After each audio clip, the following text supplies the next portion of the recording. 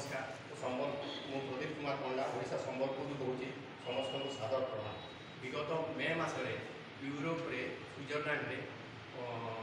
मे 28 तारीख में गोटे भयानक प्राकृतिक विपर्य है जो थी कि से ब्लैटेन भली सहर तापर गोटे पार्च नामक ग्लेसियर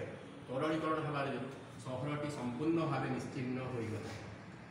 आपण मैंने जानते समस्ते जे स्विट्जरलैंड गोटे छोट देश आम हरियाणा भाई देश किंतु से 1800 ग्लेसियर अच्छी और से ग्लेसियर हूँ अनेक नदी उद्गम स्थल। तो से ग्लेसियर तरलीकरण होगा द्वारा आमर कौन है जो माने माने ग्लेसियर हिमप्रवाह गुड़ा तरलीकरण है द्वारा समुद्र पानी बढ़ीगला और समुद्र कूल लोक मैंने और समुद्र कूल अंचल और समुद्र कूल छोट छोट द्वीप गुड़िक आस्ते आस्ते जलमग्न हो सेठिका लोक मैंने विस्थापित होइजिबे तो से माने अशेष कष्ट पाइबे। तापर भी से आमर से ये तटीकरण होगा द्वारा नदी मानक अचानक बन्या आसो और जेहेतु विद्युत आमर विद्युत बेसी जल माने नदी मानक रोचे विद्युत उत्पादन कमिज तेणु आमको भविष्य में हिमप्रवाह जो ग्लेसियर हिमप्रवाह तरलीकरण को रोकवाटा जरूरी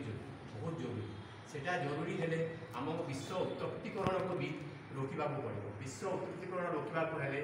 आमको प्रथम आमको ग्रीन हाउस सबुज गृह बाष्प को कमेवा पड़ो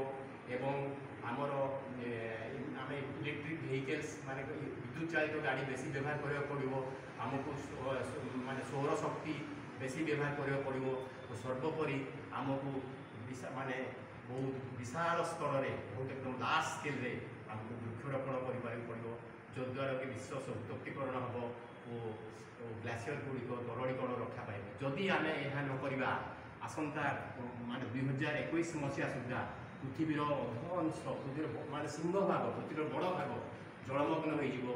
मनुष्य जातीय सत्ता लोप पाई समस्त को धन्यवाद।